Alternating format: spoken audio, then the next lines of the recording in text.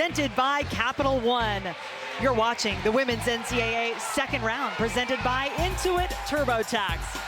Where better to begin than the modern-day mecca of women's basketball here in North Carolina, specifically Tobacco Road, where you're looking at it. Are we potentially getting that Duke, North Carolina Sweet 16 that has never happened? Blue Devils took care of business at home. As to the Tar Heels just down the road in Chapel Hill. Let's add the NC State Wolfpack to the list. All three Triangle teams advancing to the second round.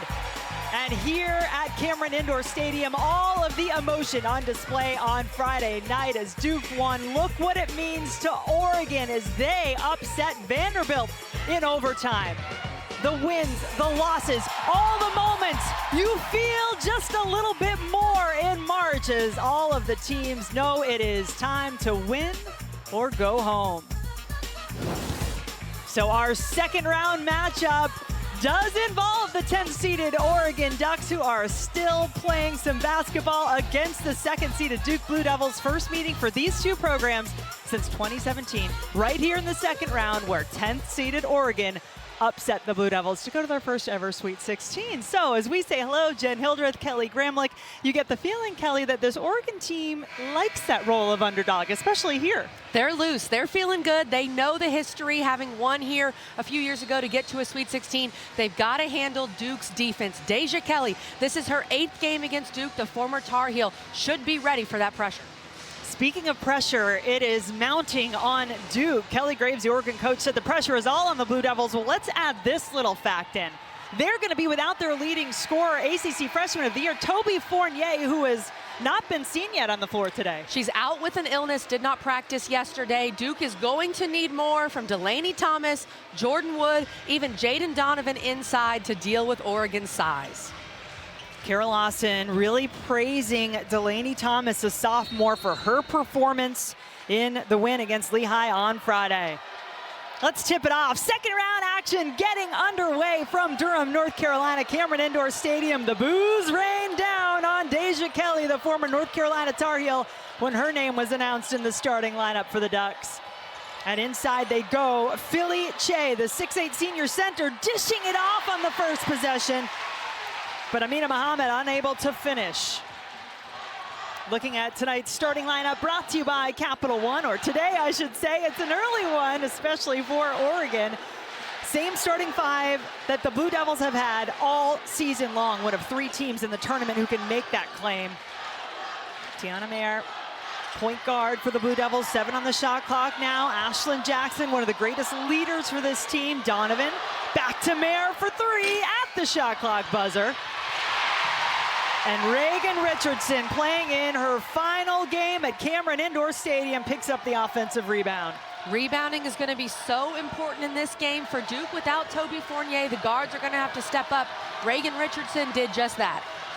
In case you're wondering, Fournier has come off the bench all season long for the Blue Devils, but that will not be the case today. There is Delaney Thomas, the player that you mentioned from the jump, was going to have to pick up her game a little bit more, knowing there's no Fournier to come in off the bench.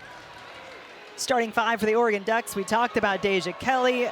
Philly Che inside, second tallest player in this tournament at 6'8". Peyton Scott, though, keep an eye on her, the heart and soul of this Oregon team. Nani Falatea had a huge game against Vanderbilt, and then Amina Mohammed missed that first shot as Deja Kelly says hello to the Cameron Crazies. Knowing Deja Kelly, having covered her for 4 years at North Carolina, she loves the boos. The boos are getting her going here in Cameron, and she starts the scoring for Oregon.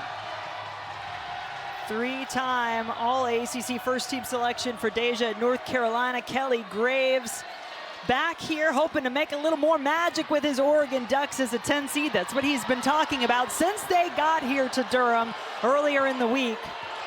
So far, so good, on the same trajectory as that 2017 team that really put Oregon women's basketball on the map, according to Kelly Graves. Good look inside for Kelly to Che, who is fouled and will go to the free throw line. And Kelly Graves just praising his counterpart on the other side for Duke, Kara Lawson, in her 5th season, doing a tremendous job with still a relatively young Blue Devil team, ACC tournament champions this year, and riding a win streak here into the postseason. And Jordan Wood already off the bench for Duke. That would have normally been Toby Fournier, but now it's number 13, the sophomore. Che on the free throw line. Able to get the first point. Jordan Wood, another sophomore for the Blue Devils. Likely to see increased minutes today with no Fournier available. And especially, Jen, having to deal with Philly Che, 6'8" inside. She is a lot to handle for any team, especially a team missing one of their best front court players. And will she exert herself? We've seen the potential for Philly Che to do that in her career, but has had kind of quieter numbers in this, her senior season, averaging 7.5 points per game, 7 rebounds, but capable of so much more. And Oregon in that zone on the previous possession that caused the kickball there, or the jump ball for Duke. Kelly Graves talking to us at practice said, we're going to play some zone. We want it to be a compact, tight zone, but the big key for Oregon out of the zone is they have to rebound. He said, if we don't rebound out of it, we won't use it. Reagan Richardson, first points for the Blue Devils. Duke coming off a performance where they absolutely dismantled the Patriot League champions Lehigh, winning that game 86-25 as Deja Kelly starting out hot for the Ducks. That was the point of emphasis for Duke in practice yesterday. Do not let Deja Kelly get to her spot. Around that ACC logo, she is automatic in the mid-range. And that was Peyton Scott getting her hand to the basketball and a block there on the defensive end. Deja is a mid-range magician. She loves the mid-range, and Jordan Wood puts her hands down for a second. She had her hands up, put them down for a second back in her stance. Deja Kelly said, hand down, man down.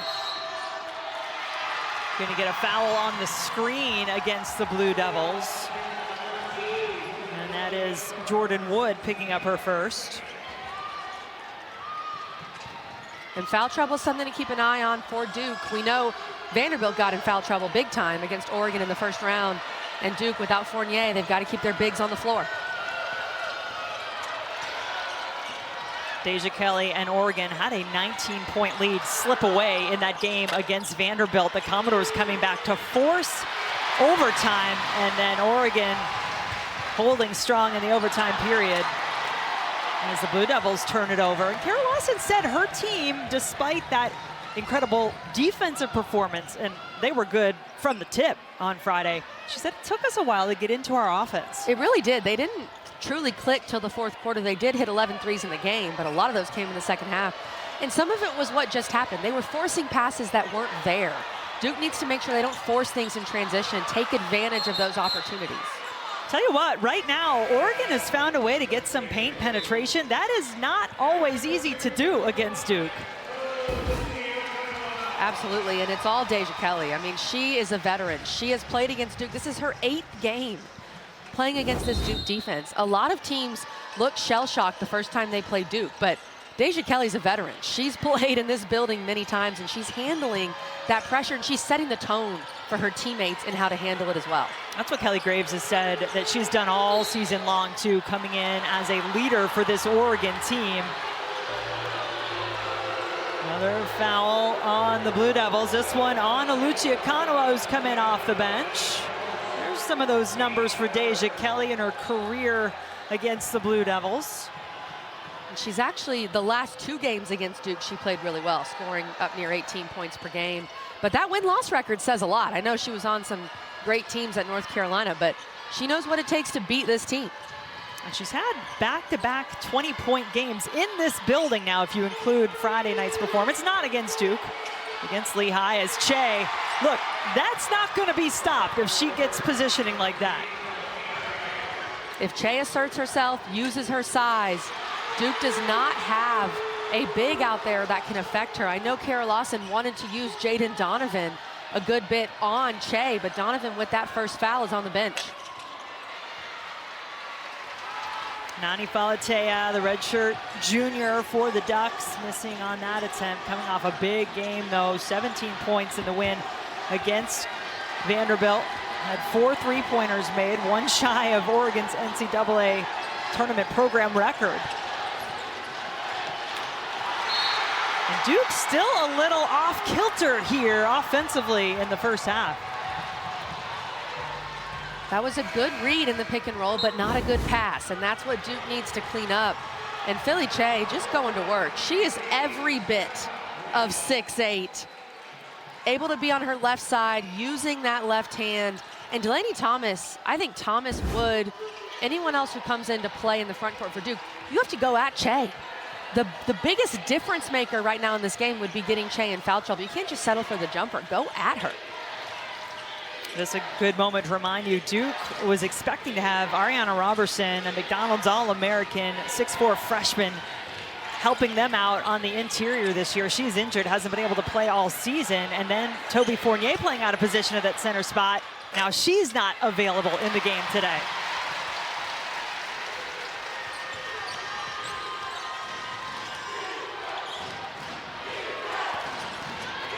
The Duke crowd asking for some offense as Oregon making some noise with the defense, but just 2 points so far for the Duke Blue Devils. Deja Kelly, she is very comfortable in this building, and she is having herself a game early in the second round here in Kansas. The NCAA Women's Championship is presented by Capital One. What's in your wallet? The second round is presented by Intuit TurboTax. Now this is taxes. Look, this Oregon fan base has made themselves heard here in Durham, and there is one in particular that we imagine leading all of the chants. Terry Davidson, Paps as he is known, is the grandfather of Peyton Scott, but Kelly, this is a lifelong Duke Blue Devil fan. I'm glad somebody got him an Oregon shirt because this is special. Even though he grew up loving Coach K, watching basketball games with Peyton, she said that is where all of her memories watching basketball started, with a Coke float and some popcorn with Paps, watching the Duke Blue Devils play. He had never seen a game here inside Cameron Indoor Stadium until Friday night, and now he gets to see his granddaughter take on the Blue Devils. This is what we love about March. What a great story. And Peyton Scott was phenomenal for Oregon in the fourth quarter and into overtime. She made some huge plays in that game, sealed the game with free throws, took the charge against Michaela Blakes that fouled out Blakes. This play right here was massive. So I know Paps was in the stands watching, proudly wearing his green and gold, Jen. And what happened right there, by the way, Oregon unable to get it in. So credit the Duke defense. When they need to make things happen, they often start with their defense. Vanessa De Jesus in the game for the Blue Devils off the bench, along with Lucia Kanawa from the corner, around and out for De Jesus, the only Duke player who took the floor on Friday night and did not score. By the way, Ryan Clark with the Oregonian with that wonderful story on Paps and Peyton Scott. So when you watch number 10 in green, you know this matchup, this floor, it all holds a little extra meaning for her, playing in her first ever NCAA tournament as a grad student this year for Oregon. And that's 2 straight turnovers for Oregon. Oregon did not have a turnover in the first 5 minutes. 2 straight there. I have to imagine Kara Lawson was getting on her team in that timeout, asking and pleading for some more defensive intensity. We know this Duke program is built on defense. Defense is their foundation. It felt like things were a bit too easy for Oregon in the first 5 minutes. Agreed. Duke led the ACC this year, forcing 20.5 turnovers per game. They forced 30 in the first round on Friday night against Lehigh. Okanawa has been so hot down the stretch for this Duke team, and Jordan Wood making her moment here in March. Jordan Wood's going to have to step up for this team. You got to take advantage when Philly Che is not on the floor to score some points in the paint.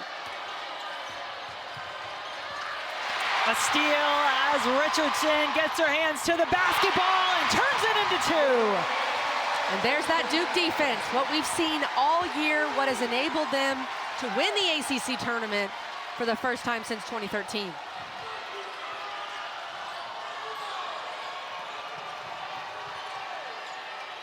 Some incredible defensive numbers for Duke coming out of that first game. Deja Kelly looked like she got tripped up there, but there was no foul called on the contact. Reagan Richardson, straight up denial. Duke is so good One pass away, denying that pass. Passes that are normally there against any other team are just not there against Duke. And Reagan Richardson makes Oregon pay. Obviously, Kara Lawson, such a great history basketball-wise. Played for Pat Summitt at Tennessee. She was asked yesterday about this team and how much she takes from her time at Tennessee and Pat Summitt. She said this team defensively this year may be the most like some of those Tennessee teams that she played on. Che pulling down the rebound.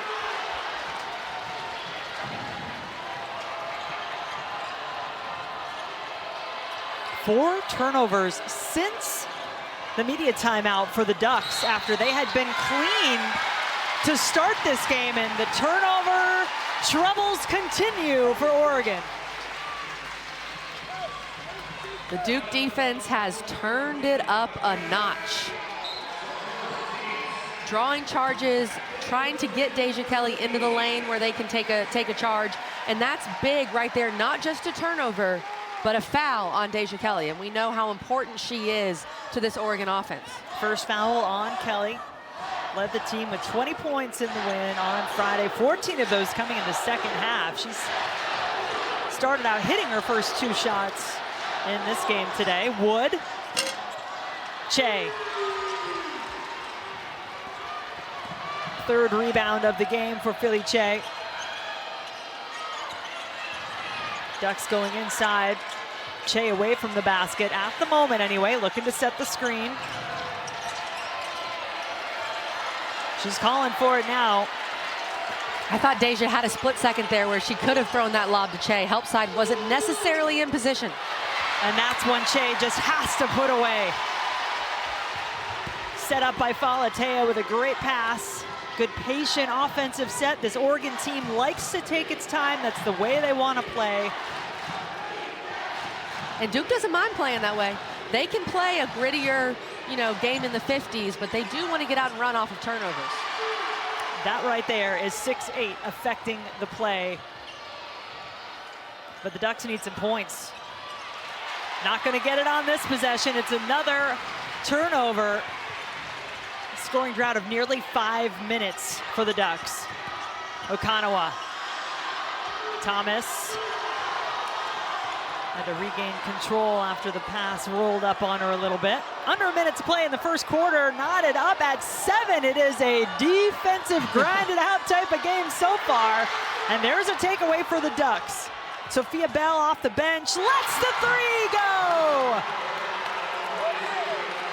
First three ball of the game. We needed some offense in this basketball game. Sophia Bell turning defense into offense.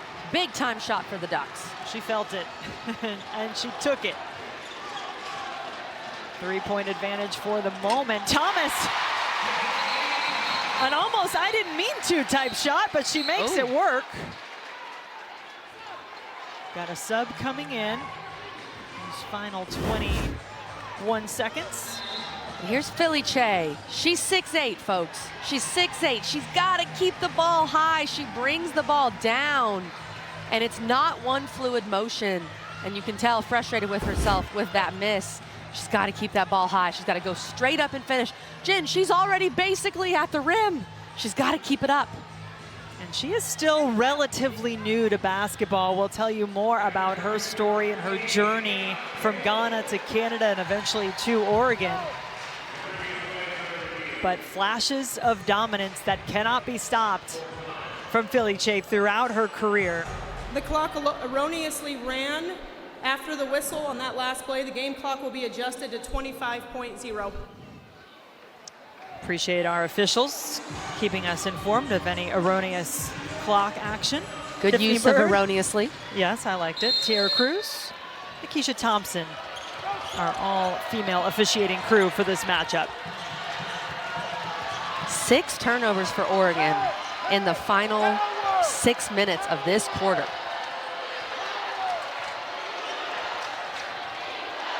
Both teams would say their identity begins with their defense, but they're gonna have to bring some offense too, and that is money in the bank. 5 points for Che, And it is the 10th-seeded Oregon Ducks with a 3-point advantage after one. Duke's defense is affecting Oregon, but Oregon's defense is also affecting Duke. We've got a low-scoring game. If you love defense, come back for more in camera.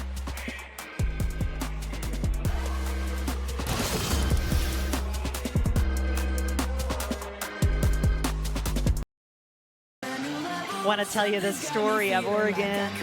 Filipina, Philly as they call her, Che, grew up in Ghana until she was 13 years old, and that, when she moved to Canada, is when she first picked up basketball. And she said this is where she found her confidence, she found her meaning.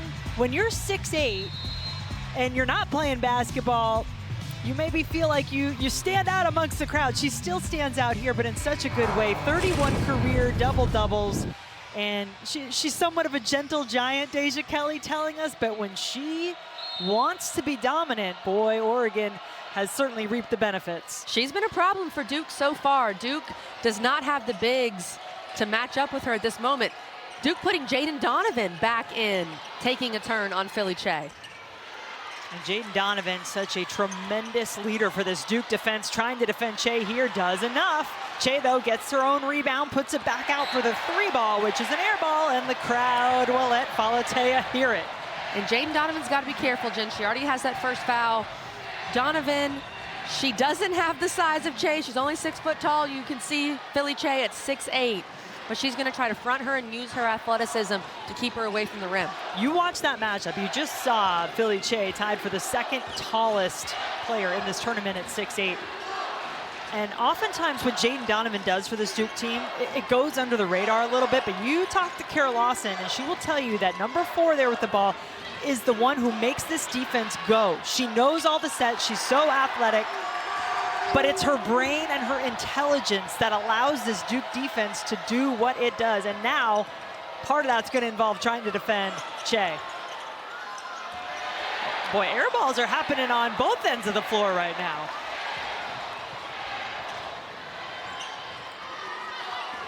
We said it would be about defense.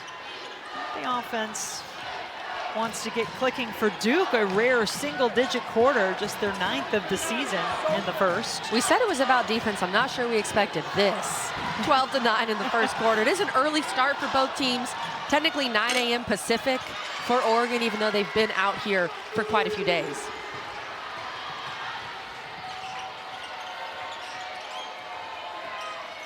Deja Kelly had a moment there. And then she gets one better. Fouled on the shot. Kelly headed to the free throw line. Donovan with 2 fouls. I'm not sure there's a player in the country better in the mid-range than Deja Kelly. She knows her spot. Anything around the ACC logo, elbow extended. That's where she wants to get. Pulls up so quickly and has been automatic. And I love the emotion from Deja Kelly back here playing on Tobacco Road. She would love nothing more than to lead Oregon to one of the, if not the biggest upset in this year's tournament so far. And set up potentially, not that she's looking forward, but look, we all saw it when the bracket came out. A potential Duke, North Carolina Sweet 16 could happen, or you could get a former Tar Heel facing the Tar Heels if Oregon pulls the upset. Duke is going to need the 3-ball to win this game, especially without Fournier inside. They hit 11 threes against Lehigh. Reagan Richardson gets them going with that 3. 7 points in the game for Richardson. Still a 3-point lead for the Ducks. One of 2 double-digit seeds still alive in this NCAA women's tournament as Deja Kelly just continues to do her thing in Cameron. Most of the time, the scouting report with Deja Kelly is to go under the screen because she's not really a 3-point shooter. But she's pulling up so quickly on the mid-range. Duke needs to take a look at how they're defending that ball screen, maybe go over it. Peyton Scott pulling down the rebound. Scott and Deja Kelly both 2,000-point scorers in their career on this Oregon Ducks team. It's certainly been a lot of Deja so far, but that's going to be called a push-off on Kelly, her second. Don't count the basket. And she's got 2 personals. And you saw her right there. She just looked at Kelly Graves and said, I'm fine.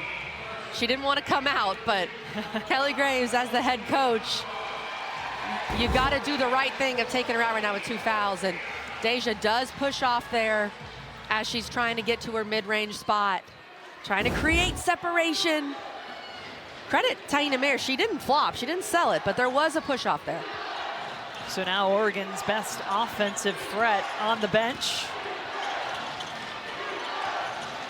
Thomas tried to go up and over Che. Okanawa unafraid, the ACC tournament MVP. Now a shot from the corner for Mayer, and that's back-to-back triples for the Blue Devils.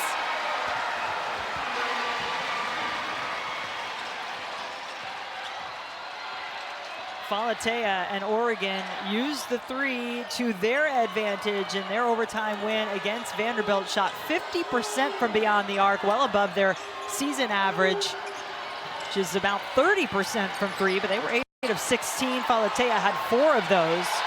5 on the shot clock now. Scott, does she see it? Does. Gets the shot off and hits it. My goodness. What a shot from Peyton Scott. Paps, grandpa in the stands, is loving it. No Duke blue to be found on Paps today. He is all Oregon green, cheering on his granddaughter.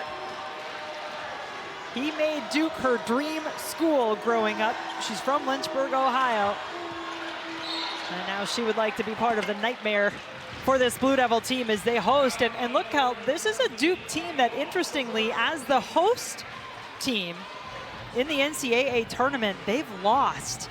3 of their last 4 in the second round have not advanced, and those 3 losses by a host team are the most since 2014 of any team.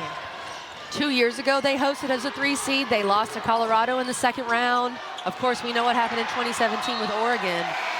They did advance. Duke advanced to the Sweet 16 last year, but they had to go to Ohio State and win on the road. So this team does have the experience of winning in the second round, but they haven't done it at home in quite some time.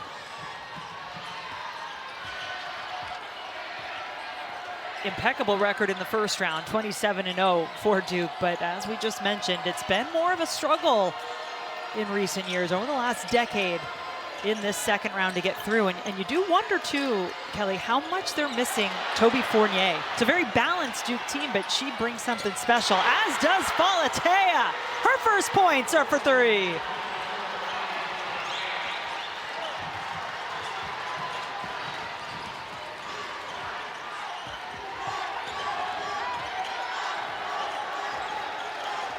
Jen, Oregon's feeling loose. They're playing loose. They're playing like they have nothing to lose. The bench is fired up. The Oregon fans are fired up.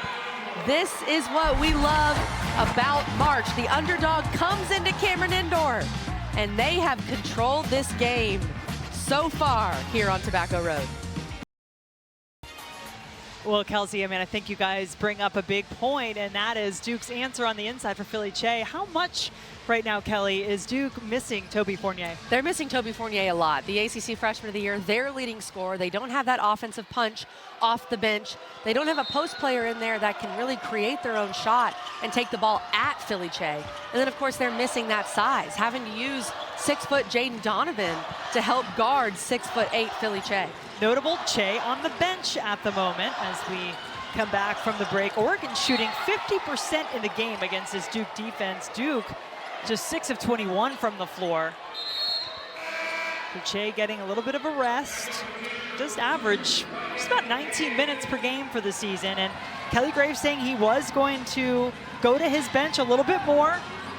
Thinking about a tournament and wear down effect. The fact that his team played overtime and had to withstand that incredible run from Vanderbilt to come back in the game.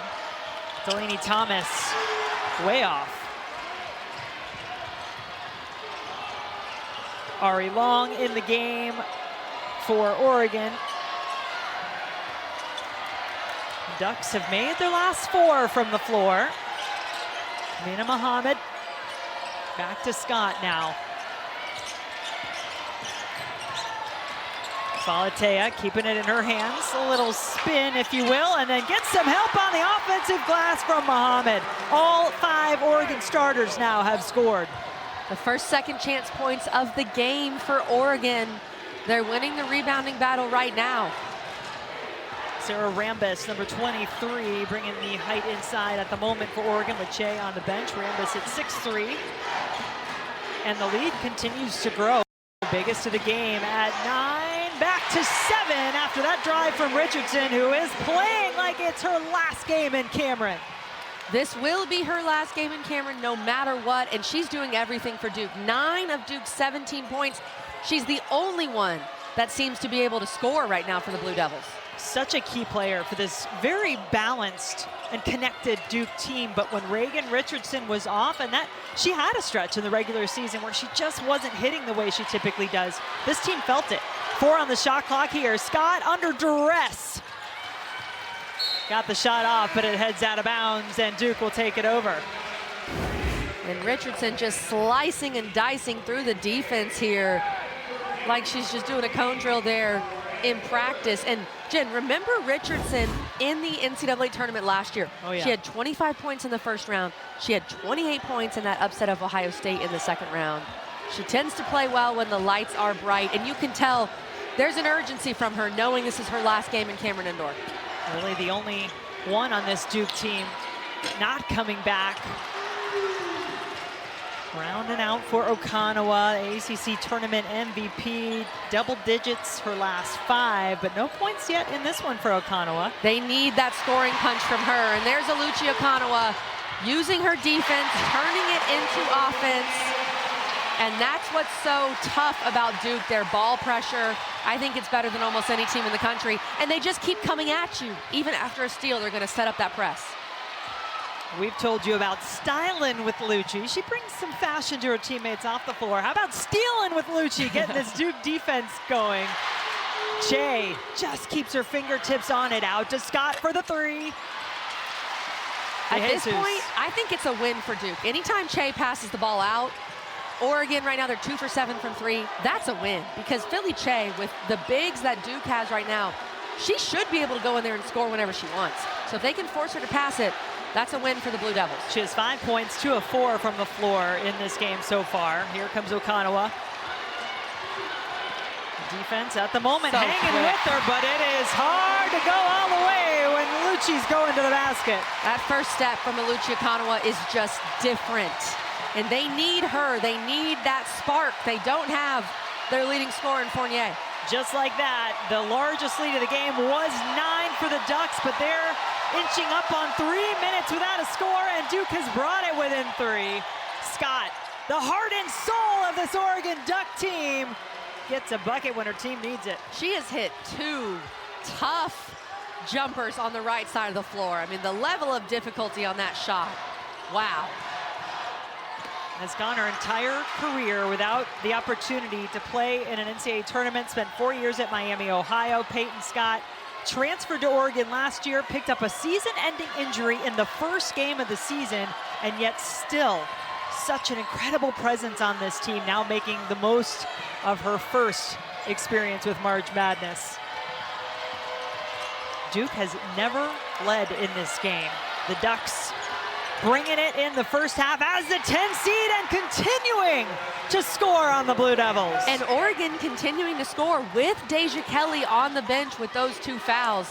I thought the Oregon offense would die down a bit once Kelly picked up the second, but the Ducks have kept it going.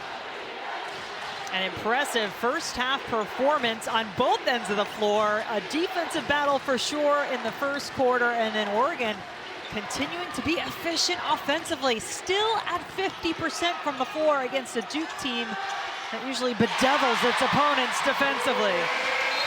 Wood, big basket for Duke. She's got 5, but the lead is 5 for the 10th seeded Ducks.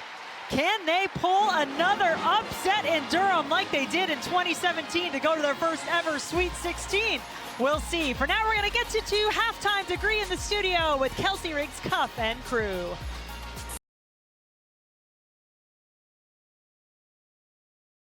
How are you feeling a bit of deja vu as we are in Durham, North Carolina. And if you go back to 2017, same seeds, same matchup, Sabrina Ionescu and Oregon coming to Cameron Indoor Stadium and getting the upset over the second-seeded Duke Blue Devils as the 10th seed in that 2017 tournament. The Ducks would go on to their first of 4 Sweet 16s, first in program history. Now let's check out tonight's game track, brought to you by Invesco QQQ.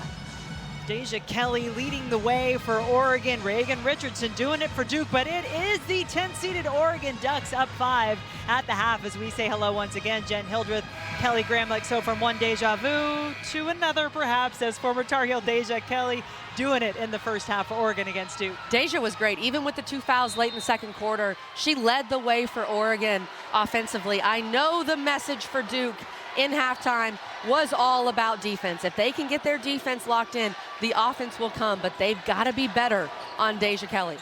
Oregon shooting 50% in the first half. Let's take a look at how Deja got loose in the first. And here's what I mean. When you're guarding Deja Kelly in the ball screen, Muhammad's going to come set this high ball screen.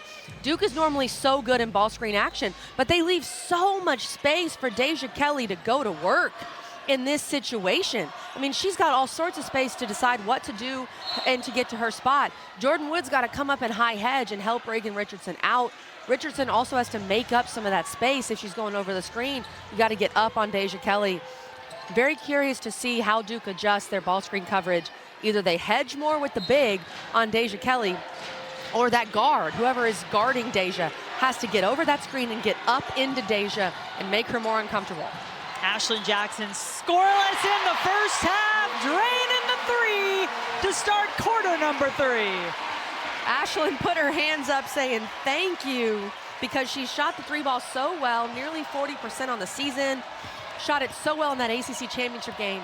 It was just a matter before one fell for Ashlyn Jackson. 22 points as Duke won the ACC championship, besting NC State in the final. Had 8 points in the first round, Ashlyn, on Friday night against Lehigh. All of those, by the way, coming in the second half. Here's Deja Kelly, 2 to shoot, does get it off, but certainly contested. Oluchi Okanoa right there in her face.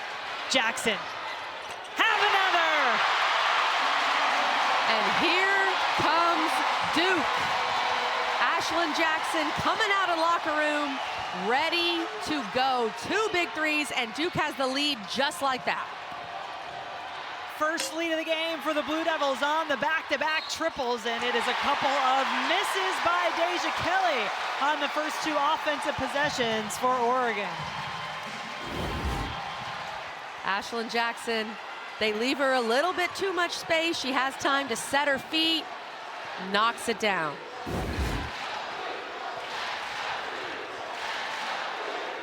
Duke crowd, Cameron Crazy's getting into it right now behind their Blue Devils. An unprecedented era of basketball here in the Triangle of North Carolina. Duke, North Carolina, NC State all hosting, all into the second round, and Duke trying to take advantage of being on their home floor. Tough drive there by Okanoa.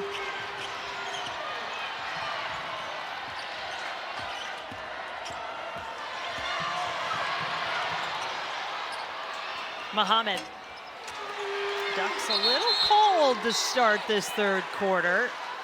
Philly Che pulled down 7 boards in the first half to go along with 5 points.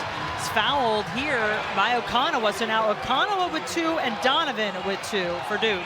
That's a big pickup there for Okanoa to get that early second foul as she's trying to box out Che, and I'm not sure where the foul was in that situation. Jaden Donovan speeding down the floor. The sophomore all defensive team selection for the Blue Devils this year. Jackson feeling it from deep to start quarter number 3. Put Duke in the lead. Hey, she can take it to the rack too. I love that decision from Ashlyn Jackson. Duke's been trying to make passes in the paint around Che in the ball screen action. That time Ashlyn Jackson just said, I'm gonna keep it, I'm gonna take it myself, I can get past Che with a quick first step and don't have to worry about passing in all that congestion in the paint. Delay of game warning issued here to Duke. It's Oregon ready to inbound. Ashlyn Jackson 0 for 3 in the first half. 3 for 3 in the first, 2.5 minutes of the third quarter. She knew her team needed her. You and I were talking about that, Jen. Ashlyn Jackson had not done much.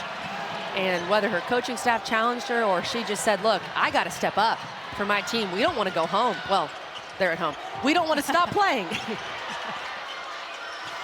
10-0 Blue Devil run and an offensive foul as everything going the way of Duke, other than maybe getting a little delay of game warning. This is what caused it.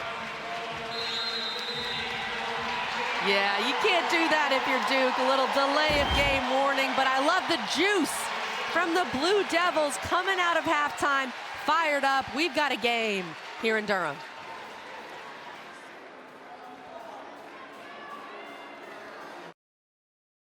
Duke and Kara Lawson are known for making adjustments at halftime. This is what I mean by going right at Che. In the first half, they were trying to make that pass around Che, around 6'8", to get to their post player. Right there, Ashlyn Jackson said, I'm gonna use my speed, I'm gonna get to the rim. I'm faster than the big, and I love that adjustment from Duke. Talk about all the great women's basketball in the area. How about just with this Duke Blue Devil men's and women's programs? Put up some points on Friday. And the Duke men playing down the road in Raleigh, neutral site there on the men's side. They're tipping off a little later this afternoon, so there may be some Duke fans doing the double like they did on Friday. Getting to see both teams. Backdoor cut. Richardson had it in her hands. Jackson left open. Good night. The Ashlyn Jackson quarter. That's what we're seeing right now. Ashlyn Jackson has taken over this basketball game. She has all of Duke's 11 points in the third quarter. Oregon has yet to score. A couple things to consider for Duke. A season-high tying 11 three-pointers made on Friday against Lehigh. 10 of those came in the second half. The other thing to think about, Oregon has led by as many as 9 in this game. They were up 5 at the half. They have yet to score in the third quarter, and they went through a lull, if you want to call it that. It was a really great push from Vanderbilt in their first round matchup on Friday night. They led by 19 Oregon in the third quarter in that game. Vanderbilt came all the way back to tie, forced overtime. Jackson, she can be stopped apparently, but Akanawa gets it back. But Jen, every hooper knows you got to take that three. You got to keep shooting. If you've made 3 in 4 minutes, you got to keep shooting it. Let's check out how they are fueling the run, brought to you by Wendy's. The three ball has come alive for the Duke Blue Devils. They're 5 for 11 so far in the game, but they're 3 for 4 from beyond the arc. They hit 11 threes against Lehigh. I've talked about how the three ball to me is such a big deal for Duke. It was a big part of their ACC tournament run, and it's been the main reason why they've gotten back in this game. The presence of 6'8" Philly Che being felt on that last possession. Can she bring it on this offensive end? Maybe get Deja Kelly going. They do go inside to Che, and Duke coming in, committing the foul. We'll see who gets whistled for it. So Kanawa, and that's 3, Cal, on Lucia Kanawa. Not only is that a third foul on Lucia Kanawa, she had the perfect opportunity to take a charge on Che in that situation. Now, look, would I want to take a charge on Philly Che? No. So I'm speaking up here from the high perch. I understand not wanting to sacrifice your body against Philly Che, but she had a chance to take the charge. I mean, well, come on. Lucia Kanawa was called the 8th wonder of the world by Kara Lawson, that she saw her take a charge on Friday. I don't know if that was the moment, Kelly, but she's on the bench. And Che on the line, but misses the first. Here's what I mean. She was there. Instead of just going for the steal, you've got to just at least try to get the charge call. Maybe she felt she was a bit late, but you're not going to block Che's shot if you're a Lucia Kanawa. You got to set your feet, take that contact. Che, just a 61% free throw shooter on the season, does get the second. She's 2 of 4 in this game. Now 6 points as that ends off the glass and in for Richardson, who has 11. And Duke continues to go at Che. I felt like they were passive in the first half. Instead of going at her to score, they were trying to pass the ball. That's another example of Richardson going right at the 6'8" big. And Che trying to set the screen. Gets called for the foul, her second. Well, for the 5th straight year, every NCAA Women's Championship game is on the networks of ESPN. For more information, go to ncaa.com, your home for all 90 NCAA championships. Duke outscoring Oregon 13-1 since halftime, and the 1 point was scored by the player who just went to the bench. Feels to me, Kelly, like it might need to be a little Deja Kelly time for Oregon and the Ducks. Officials coming together here to talk about what the call is. They're going to go with travel. I did think it was a travel. I thought that was what they were going to call, but then when they were huddling, I wasn't quite sure what was happening. And you're right, Jen. It's got to be Deja Kelly time. It feels like Duke has turned the intensity up a notch on her. They've been better when she's in the ball screen. But we know how good she was in the first half. For Oregon to get back in it, she has got to be effective on offense. Reagan Richardson not wanting to allow anything to happen easily. They just doubled her so she couldn't even get the ball in bounds. That's just a smart play. Deja Kelly feeling the pressure coming. She knows better than anybody how this Duke team comes at you from different angles, draws the foul here on Jackson. This is an adjustment right here. Donovan completely goes off the inbounder. They want to do everything they possibly can to just not let Deja Kelly catch the ball. I love that adjustment. Kelly's been the only one that's been able to truly handle the ball pressure. So might as well do everything you can to not let her catch it. I mean, they put her in jail. And that's a much better adjustment, too, from previously, the high hedge from Thomas. Kelly not forcing it. Ducks in the corner. Katie Fiso, the freshman, had a huge game on Friday, loses it here. Jackson keeps it in play. And Duke turns it over. Nope, they're going to say it was touched by Oregon, so it'll stay with Duke. It is March. Emotions running high on both ends of the floor because you know it is win or go home.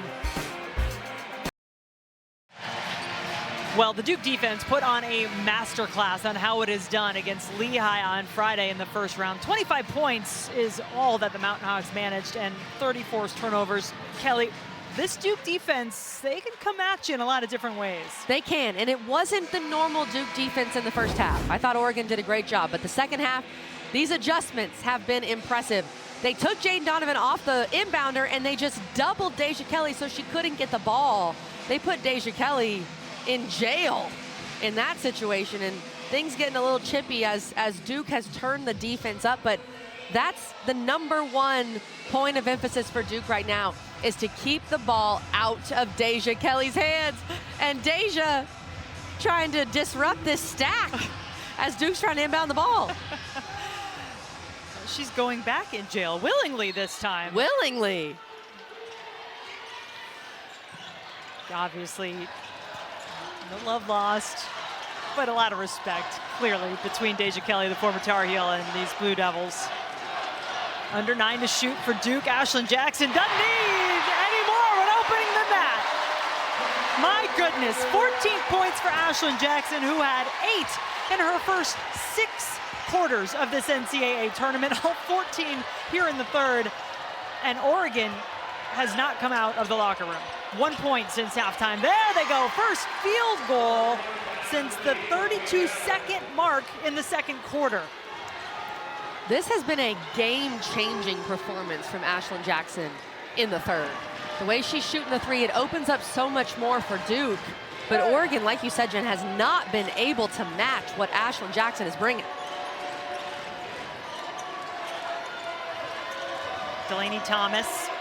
Again, if you missed it earlier, no Toby Fournier today, the leading scorer for the Blue Devils, the ACC Rookie of the Year all first team selection, out with illness today.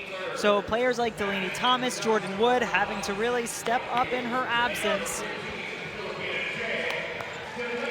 And it felt in the first half, Jen, that they missed her and they almost looked a little shell-shocked to be without her. They didn't have that punch off the bench. They didn't have her rebounding, how active she is on the inside. They look a lot more prepared to be without her in the second half. Delaney Thomas had 11 points on Friday on 5 of 6 shooting.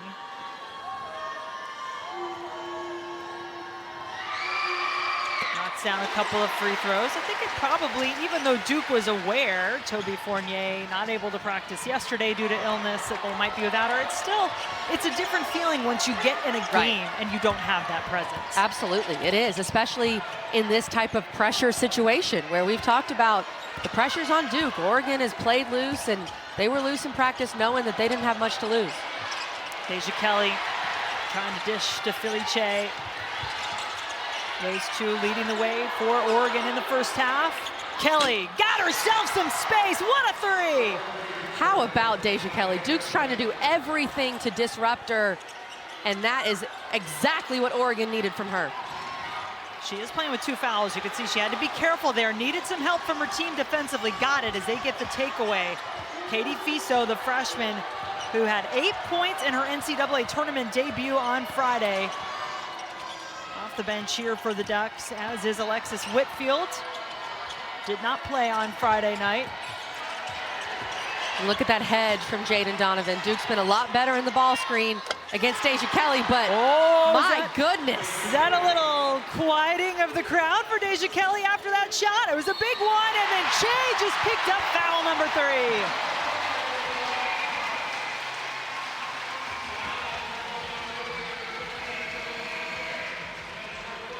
That's kind of been the story of this game. Deja Kelly can only do so much. That was such a big play from her. What a tough shot. She has 5 points back-to-back for Oregon. She's got 14 of their 36.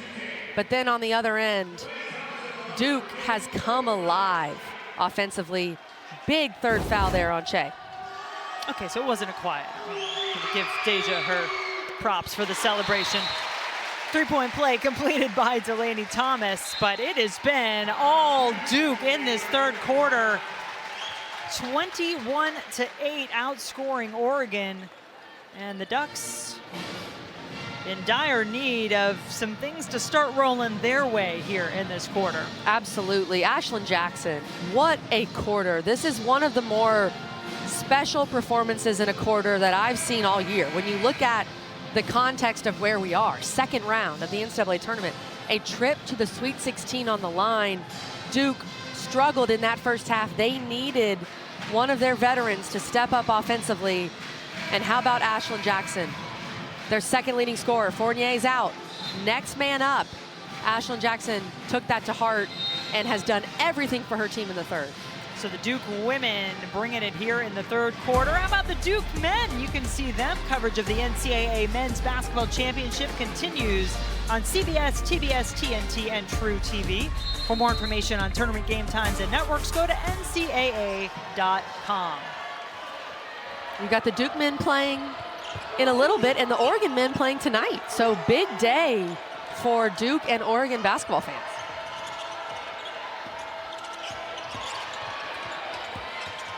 The Ducks able to maintain their composure when Vanderbilt made their run on Friday. Can they do it again here? Now getting down against the Blue Devils. Oregon led for the entire first half. Duke taking its first lead in this third quarter and looking like the more dominant team by far since coming out of the locker room.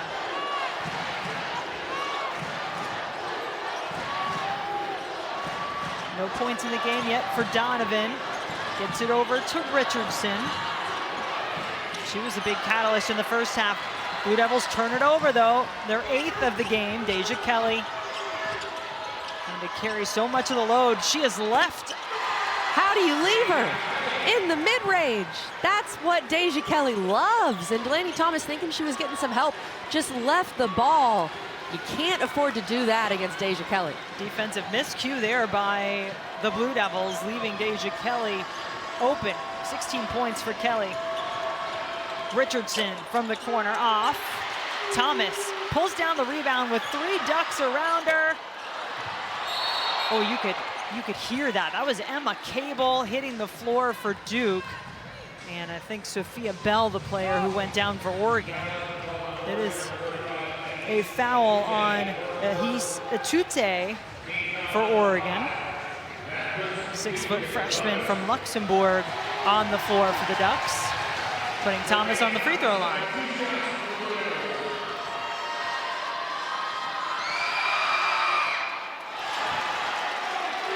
It's the first miss from the line today for Delaney Thomas. Had hit her first three.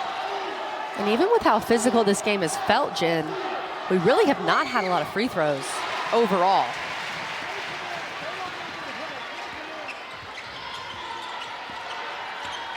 Duke 4 of 6 in the game from the line. Or 5 of 7, excuse me. Oregon 3 of 5. As Kelly continues to bring it for Oregon. There she goes. Look, if you're a WNBA draft scout and you're watching this, this is all you need to see of Deja Kelly. She's playing against one of the best defenses in the country. She's not getting that much help from her team. And she is single-handedly keeping Oregon in the basketball game. I'm so impressed with this performance from Deja Kelly. She has the last 9 points for the Ducks. 8 of 11 shooting in the game for Deja Kelly. Better watch it. Nearly at her pocket picked, but they blow the whistle because Peyton Scott is down for Oregon. The player that Kelly Graves said is one of his favorite Oregon players all time, missed all of last year with injury. Her grandfather, Terry Davidson, a lifelong Duke fan, in the stands today, watching his granddaughter here at Cameron Indoor. And certainly hoping everything will be okay. Keep an eye on the right side of your screen there as Scott going down on the play as Mare was driving.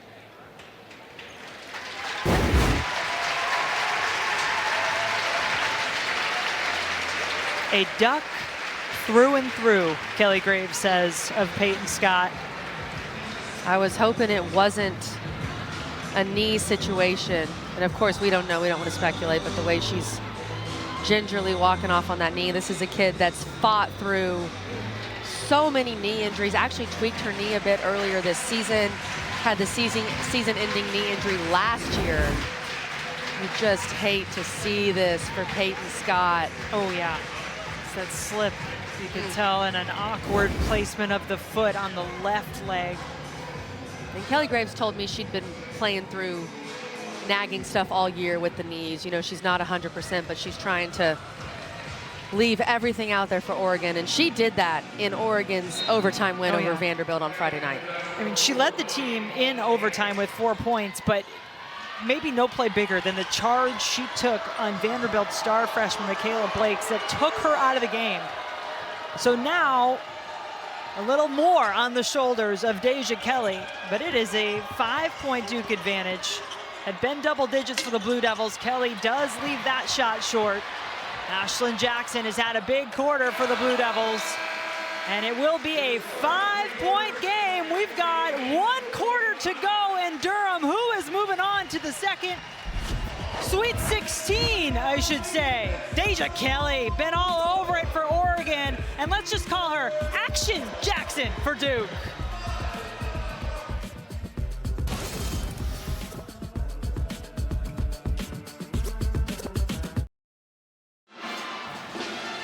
Let's check out how they are moving on, brought to you by United Airlines. Who is moving on? That's the question we ask now. Will it be back-to-back Sweet 16 appearances for the Duke Blue Devils, or will Oregon pull the upset again at Cameron Indoor Stadium like they did in 2017? That was their first ever Sweet 16. They could make it 5 if they find a way to do it again, bring a little more March Madness and magic with them here to Durham. 5-point game, 1 quarter to go, a Sweet 16 berth on the line. This is what you want in March. And let's reiterate that, by the way, with the run that Duke went on in the 3rd quarter, Oregon is still down just 5. Yeah. They're very much in this game. Deja Kelly's been phenomenal. They're gonna need some other Ducks to step up. Kelly scoring the last 9 points for Oregon in that 3rd quarter. It had been a 10-point Duke lead after they started the quarter, outscoring Oregon 16-1 halfway through. Kelly just lost it. That Duke defense wasn't going anywhere. Gave Deja Kelly no options. Ashlyn Jackson. I'm not sure what was said at halftime or put in her water bottle or what, but she has been phenomenal in this second half. She's exactly what Duke needed, that spark offensively. Duke, of course, without leading scorer Toby Fournier, who's out with an illness, and she's not on the bench with that illness. So Duke needed other players to step up. Ashlyn Jackson, Reagan Richardson have both done that. Oregon Ducks, one of 2 double-digit seeds remaining as we get into the second round of NCAA women's tournament action today. Nani Falatea knocks down the triple. You were saying, Kelly, someone else needs to step up alongside Deja Kelly. Falatea raising her hand. Falatea is a veteran. She's a great three-point shooter. She knows what it takes. They're going to need that. That was a huge shot from her. And Delaney Thomas working hard on the glass for the Duke Blue Devils, but it's called a foul on Thomas, her first, in Oregon with possession. Delaney Thomas, one of those players that can help bring the energy. So too Kenaluchi Akanawa, the player at the top of this Duke defense on Deja Kelly right now. Although Akanawa playing with 3 fouls. Philly Che on the bench with 3 fouls for Oregon. Peyton Scott, not sure what her status will be. She went off in some obvious pain, one of the other leaders for this Oregon team. Jen, being at practice with Oregon, you see Coach Freeman here. She's the heart and soul, the energy of this team. She was running a lot of the scout yesterday, and throughout the whole third quarter, you could look down. She was standing up and calling out everything Oregon needed to know defensively as they're trying to guard Duke. So she's trying to will that energy into her team. Teams sometimes get sparks off the bench, on the floor, wherever they can find it. You need a little something special here in March. Ashlyn Jackson has been that for the Blue Devils. Falatea gets a screen from Atute. He's having to play some more minutes today. Did not play in the first round on Friday for Oregon. Kelly working on Richardson, loves that pull-up, but they're starting to fall a little short. Is that some fatigue maybe, Kelly? Some fatigue, and that Duke defense just wearing you down. They contest everything. They're always in your face, and they want to wear you down to where you cannot be at your best in the fourth quarter. Just a 2-point advantage, though, for the Blue Devils, who have missed their last 7 shots. Jackson, the answer. A little bit too much space there for Ashlyn Jackson off the ball screen. Speaking of contesting shots, no one was there to contest Jackson's jumper. 16 points in the game for Jackson, all of them coming since halftime. You could tell Atute got a little lost on that ball screen coverage. And Kelly Graves putting Philly Che, 6'8", back in the game for Oregon. Will she be a game changer for the Ducks? Down 4 now in this fourth quarter. Spot in the Sweet 16 on the line. Where do the Ducks go? Right inside to 6'8". Che goes to her left, gets the basket and one. They put Philly Che back in the game and said, go to work, use that frame. Every inch of 6'8", able to go to her strong side. They start her on the right block, and then she can use that left hand to get to her sweet spot on the left block. Good patience and a good finish from Che. Che, 2 points, 1 rebound shy of what would be her 32nd career double-double. And inching closer to 1,000 points in her career as well. Already has 1,000 rebounds. She makes it a 1-point game.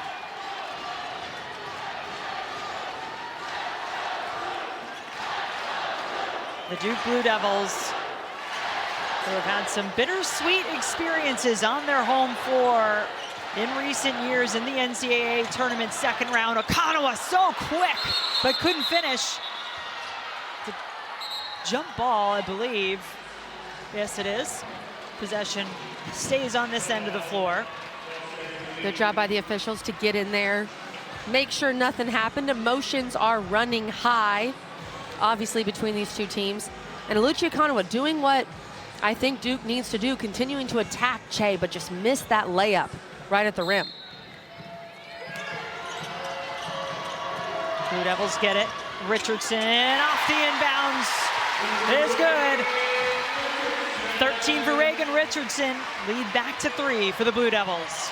Richardson trying to do everything she can for her team in her last game in Cameron Indoor. The Ducks turn it over. They've been pretty good against this Blue Devil defense, taking care of the ball, but that is number 15. And you saw Deja Kelly after that pass telling her teammates, telling Falatea, calm down, trying to force things a bit there. For so many of these Oregon Ducks, it is their first NCAA tournament experience. How will they handle these final few minutes? Richardson has been here before. Okanawa just ran out of real estate, grabbed the rebound, and then was out of bounds. 4 points, so a quiet day offensively for the ACC tournament MVP, Lucia Kanawa. She's had some foul trouble. Yep, 3 fouls. This is a deep, balanced Duke team.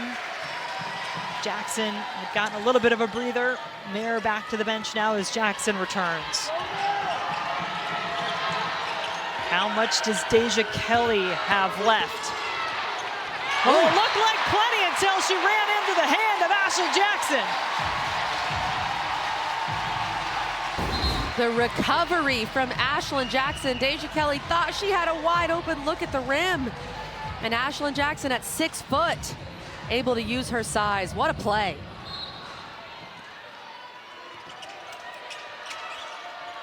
Kelly gets it off the inbounds, goes inside to Che. One-on-one coverage. Delaney Thomas with 2 fouls. You got to force Che to go right. She wants to go left. And the lefty has been dominant here. She goes right and gets the finish.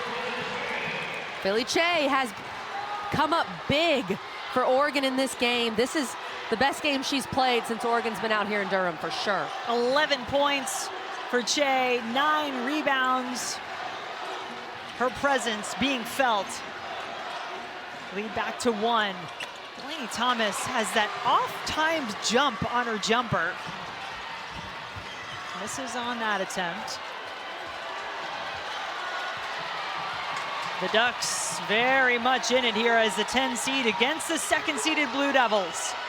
Deja Kelly looking for options. Was that a step? The crowd sure thought so. 7 seconds now. Deja Kelly with some decisions to make, working on Okanawa. Up and too strong. I thought she took one too many dribbles. She should have pulled it right after the behind the back. Okanawa getting all the way down the floor, drawing the foul. What a game we have here in Durham, a 1-point Blue Devil lead. The NCAA Women's Championship is presented by Capital One. What's in your wallet?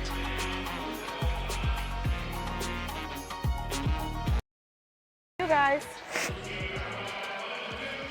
Thanks so much, Kelsey. Some great action going on around the country in this NCAA second round.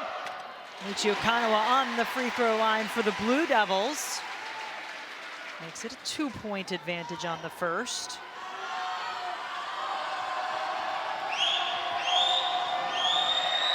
Duke came out strong in the third quarter, opened up their largest lead of the game at 10, but Oregon has come right back. The Ducks led for the entirety of the first half. They've got it within 1, now down 3 in this fourth quarter. Che has her 32nd career double-double in the books, left it short, gets the rebound, and she is not done going to work. Philly Che comes alive for Oregon as Peyton Scott returns to the bench. Obviously not going to return, but she's got to be there for her team. Scott, the heart and soul of this Oregon Ducks team, is going to have to bring some of that Hart from the bench now. You can see she was on crutches, the graduate student playing in her first ever NCAA tournament. Sees her team get a takeaway. Deja Kelly knows Donovan is there, and that was enough. Jaden Donovan stopped the fast break. Ducks do, though, get the rebound. Jen, if I'm Duke in this situation, if Philly Che catches it, I'm doubling. I feel like you've got to bring Jaden Donovan or Lucia Kana, whoever it is, from the weak side, because one-on-one coverage, she's been able to score easily. Kelly got it to the corner. No chance for a rebound. It was Ari Long with the three-point attempt. No field goals for Duke in over 3 minutes. Still lead it by 1. Looking for back-to-back Sweet 16 appearances, these Blue Devils. Thomas is able to draw the foul. Kelly and Che both there involved in the play defensively for Oregon. These Oregon Ducks coming off an overtime game on Friday. They're looking for that energy wherever they can find it. Coach Freeman, Peyton Scott, the managers, the scout guys, the Oregon fans. They are here trying to fuel on their Ducks in a stadium that is pretty full of blue. And that manager right there, the son of the game, the rapper. Okay, so we're gonna call him Harlem Taylor. but we like to call him the scrimmage. Yeah, I think that works. Okay. Will the Ducks have enough to get it done as the 10 seed? They're going to call a timeout here. 3-point Duke advantage. 3:19 to go at Cameron Indoor Stadium. What a fantastic game this has been. Both teams have tasted significant leads in this game, but here we are coming right down the stretch. And if you're not thinking about 2017, well, we're here to remind you that we've seen this before. Oregon as a 10 seed beating second-seeded Duke 8 years ago. I know Oregon fans are thinking about it. Duke probably doesn't want to think about it, but this Oregon team, you can tell they believe, Jen. They've had so much success as a double-digit seed under head coach Kelly Graves, and this is a team that beat a team in Vanderbilt that no one really thought they would beat in the 10-7 matchup. Not a lot of people thought Oregon would be in this game against Duke, but they have embraced that underdog mentality. Let's see what they have left.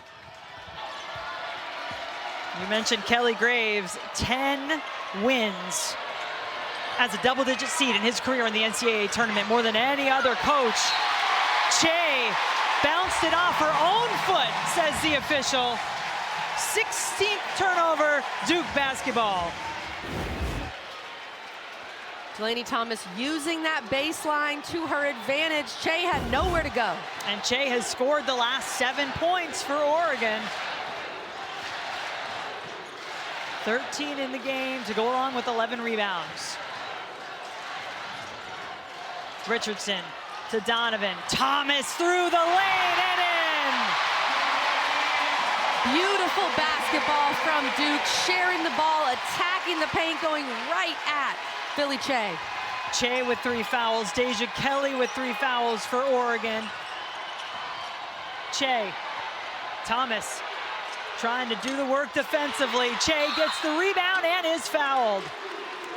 Are you surprised, though, that they aren't bringing 2 to defend Che on this end of the floor? I am, Jen. I would be doubling her at this point. And this is that great offensive possession, a good finish from Delaney Thomas.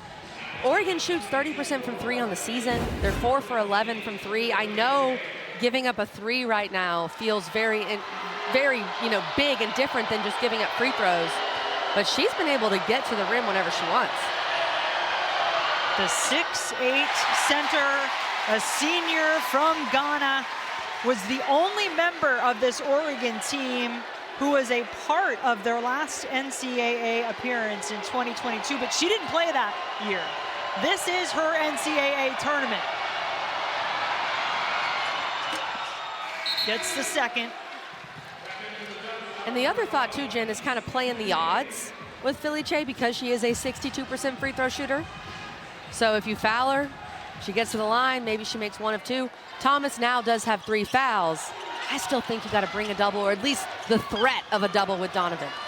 Oregon bringing some defensive pressure here. They get the steal. Falatea. No icing on the cake, but an offensive rebound. And then a whistle See what our officials say. The shot clock. Keeping an eye on the clock. Tiffany Bird immediately halting things to get that right with 2:14 to go in the game. 2-possession game with Duke up 4. When you get that offensive rebound, the shot clock's got to reset to 20, not 30. So that's what they were fixing. Way to go, Eagle Eye Gramlich. Well, we are up in the crow's nest, you know. 10 on the shot clock. A wide open look inside. Atute, the freshman, can't finish. Time ticking away. Blue Devils in the lead.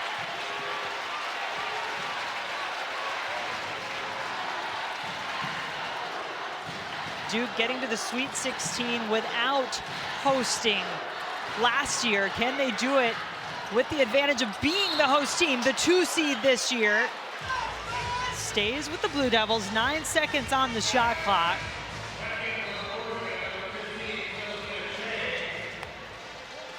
Atute able to give Che just a brief respite on the bench. She's back now. Shot clock was reset. Jackson having herself a game for the Blue Devils. What a shot. Ashlyn Jackson with a dagger of a 3 for Duke. 19 points in the game, all of them in the second half for Ashlyn Jackson. Che, a one-woman wrecking crew in the paint for the Ducks. Fouled on the rebound. Oregon loses Ashlyn Jackson in the corner. You cannot lose. Jackson, who is 5 for 9 from beyond the arc. She says, night, night, the Steph Curry celebration. The bench is loving it.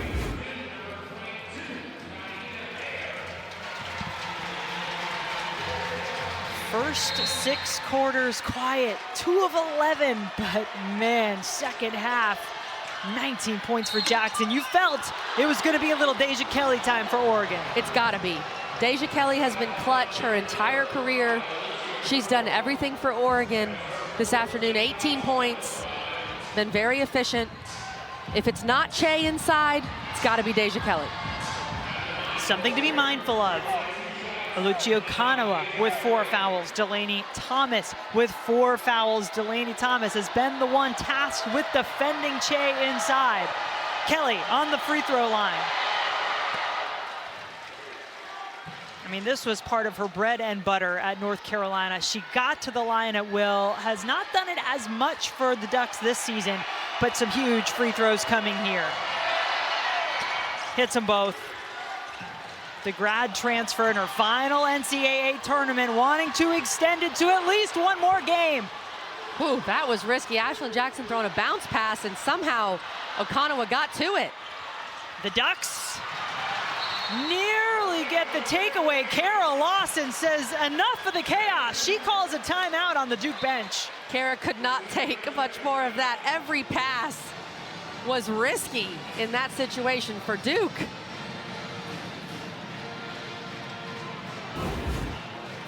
These passes, oh my goodness, off the foot of Okanawa. Jackson comes back the other way. You've got kind of a slow pass there, passing into no man's land, into that corner. Richardson tries to get rid of it. Taina Mayer comes up with it. I mean, Oregon's got to grab one of those. And Kara Lawson, at that point, she just couldn't take it, had to take the timeout. 2 timeouts remaining for each team, 1 foul to give for Oregon, as we have 1 minute on the clock at Cameron Indoor Stadium, separating one of these teams from a trip to the Sweet 16. Let's take a look at today's Capital One rewarding performance. You know who. Ashlyn Action Jackson. It's not about how you start, it's about how you finish. This second half for Duke has been phenomenal. The first half, they looked a little sluggish on offense, maybe missing Toby Fournier, who's out with an illness, but the second half, different story for Duke. Jackson leading the way, but all of the offense coming together. How about that look? Oh, how does it not go in for Okanawa? Delaney Thomas able to track down the rebound, but it is Oregon ball, and they immediately call a timeout, chance to advance the ball off the timeout.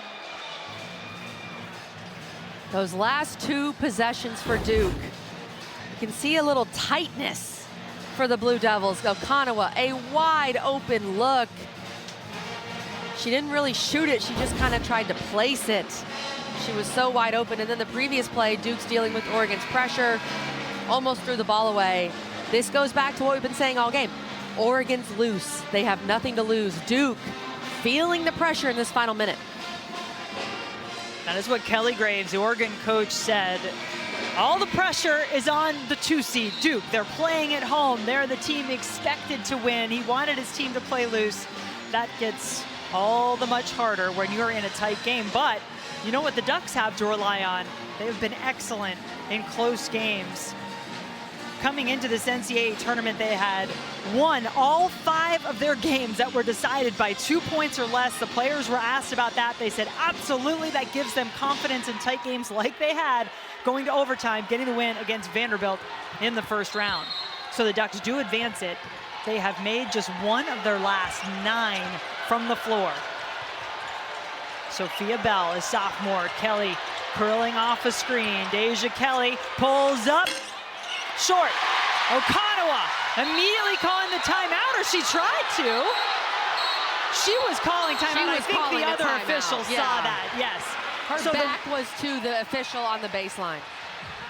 So the timeout is given. That means the Blue Devils can advance the ball as we check in with the studio.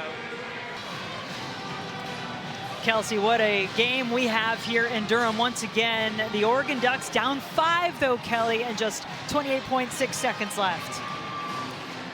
And Oregon, I thought that's what I would have done if I'm Oregon. Get the ball to Deja Kelly. You have enough time. You don't necessarily need a 3, but you got to go quickly. And Deja Kelly just a bit short on the shot for Oregon. Remember, one of the leaders for this Oregon team, Peyton Scott, on the bench, went out with injury, came back on crutches. It has been a lot of Philly Che. There is Scott watching from the bench. For a game clock error. Okay, so it's a clock issue here that just brings both teams together for a few more moments.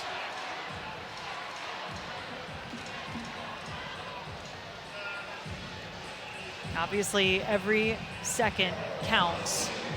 At this point in the game, when your season is on the line, 10th-seeded Oregon Ducks made magic in Durham 2017, upsetting second-ranked Duke in that tournament.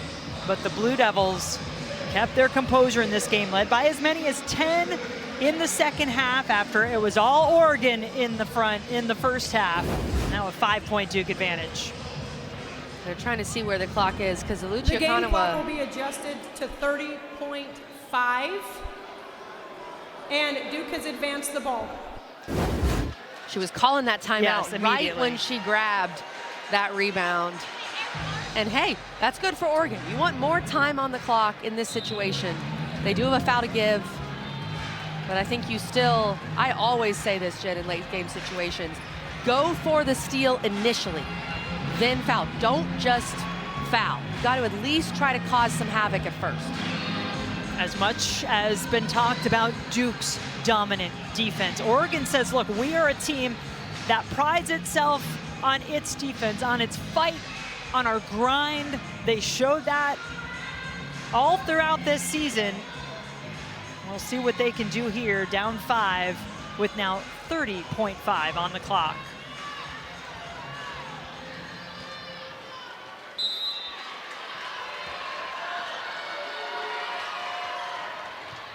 Blue Devils get it into Jackson, who is their best free throw shooter. There is still one to give, so the next one will put the Blue Devils on the line.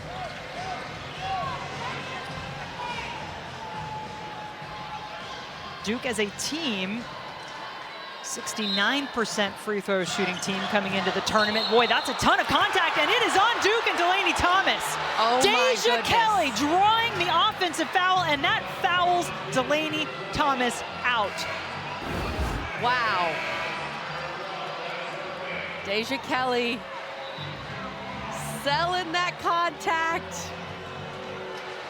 And Delaney Thomas ran right over her.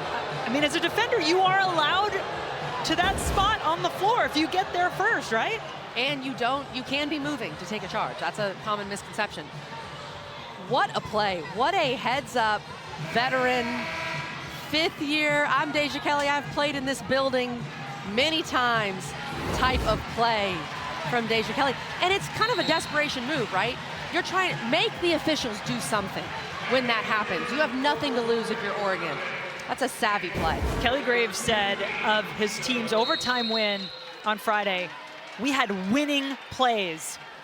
That is one he would put down as a winning play in the game. They took charges. They fouled Vanderbilt's players out. Full timeout on the floor here as the Ducks need to come up with something on the offensive end now. It's made one of their last 10. And to me, it's the same game plan on the previous play. Now, I wouldn't run the same set, but you have enough time. You don't need to go as quick as possible, but you do need to go, I would say, use 6 to 8 seconds of this clock. And you don't need a 3 yet. You have enough time. Obviously, you're not a great three-point shooting team, 30% from 3. Your best weapon at this point has been Deja Kelly. And the goal on this possession is get some points. Some way, somehow, elongate the game. Duke feels a bit tight right now. See if something crazy can happen, but obviously you need points on this possession. Do you go to Che? Because the player that Duke has had defending her all game long, for the most part, has been Delaney Thomas, who just fouled out. The ball needs to be in Deja Kelly's hands as she attacks. If they come over, obviously a dish to Che is there. The one issue with Philly Che at this point is the free throws. Because if she's just going to catch that ball, you might as well foul her, put her at the line if you're Duke.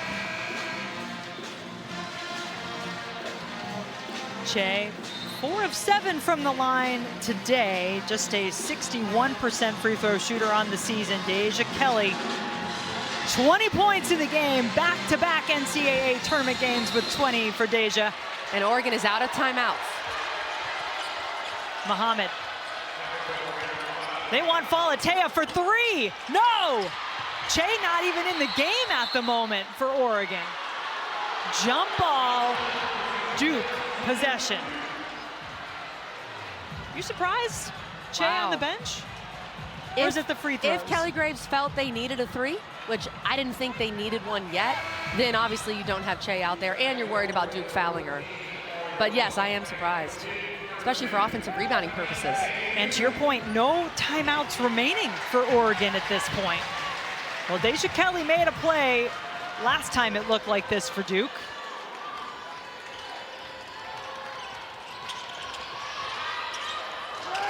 Jackson, the best free throw shooter on the Blue Devil team. They're going for the trap. They had her in the corner. They save it. But then Duke takes it right back. The Blue Devils tasting victory now. Time ticking away as Duke stares down a second consecutive Sweet 16.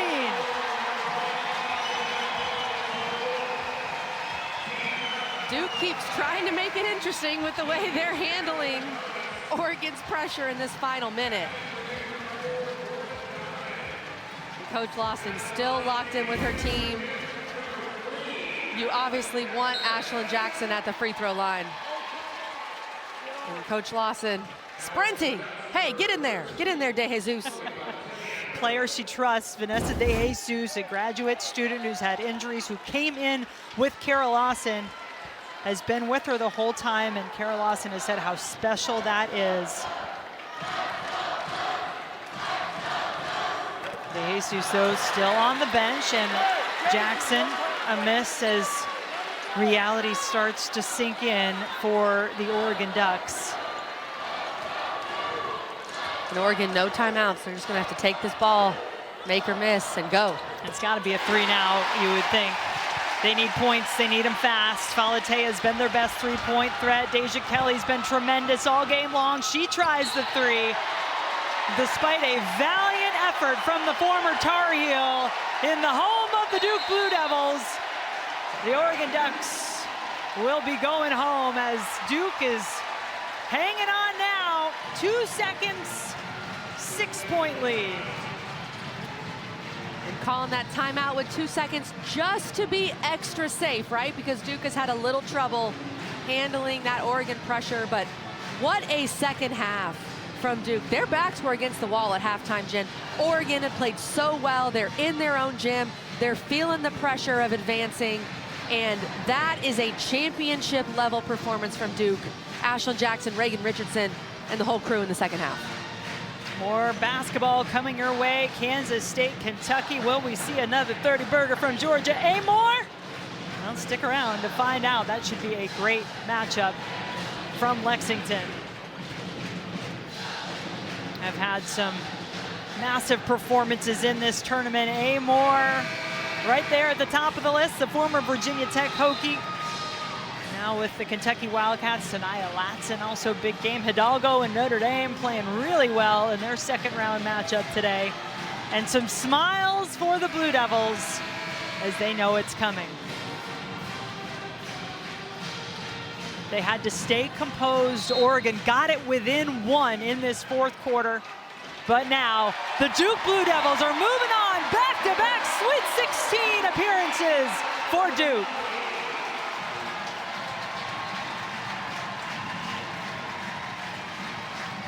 And Duke does it again, gets to another Sweet 16, but does it at home, which is big for them to advance on to the Sweet 16 with an incredible second half performance. And what a game from Oregon as well. Getting that win over Vanderbilt, moving on to this game, giving Duke every single thing they have. So Duke is through to the Sweet 16. More spots in that bracket yet to be filled. Will they see the Tar Heels for the first time ever in the NCAA tournament? Stick around, plenty more coming up. Kansas State and Kentucky is next. For Kelly Graham-Lake and our crew, I'm Jen Hildreth. We've had so much fun here in Durham, but now we're gonna get you back to the studio to check in with Kelsey and the crew.